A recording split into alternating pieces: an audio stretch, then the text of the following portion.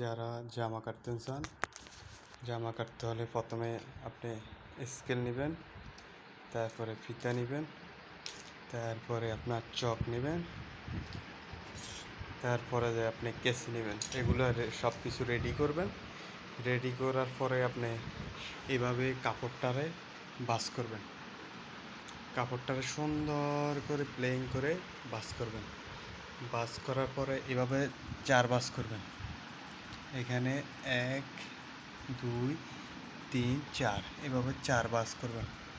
4 বাস করার পরে এভাবে 2 পার্ট করবেন। 2 পার্ট করে এভাবে বসাবেন, হাফ এভাবে রাখবেন। কাপড়ের ফানা যদি বড় হয় এভাবে রাখবেন, রাখে আপনি বসাবেন।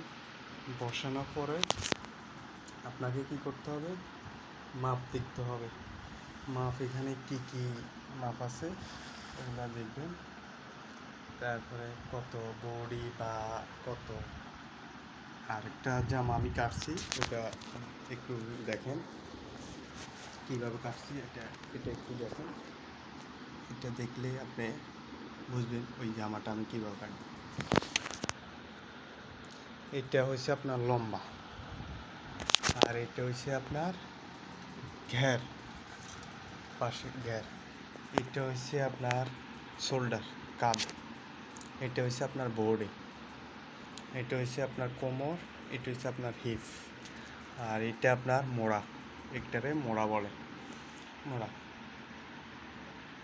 তারপরে এটা হবে গলা। গলা এখনও কাটিনি, আশা করি সবাই দেখবেন এগুলা পরবর্তীতে জানো। ওকে, সালাম আলাইকুম।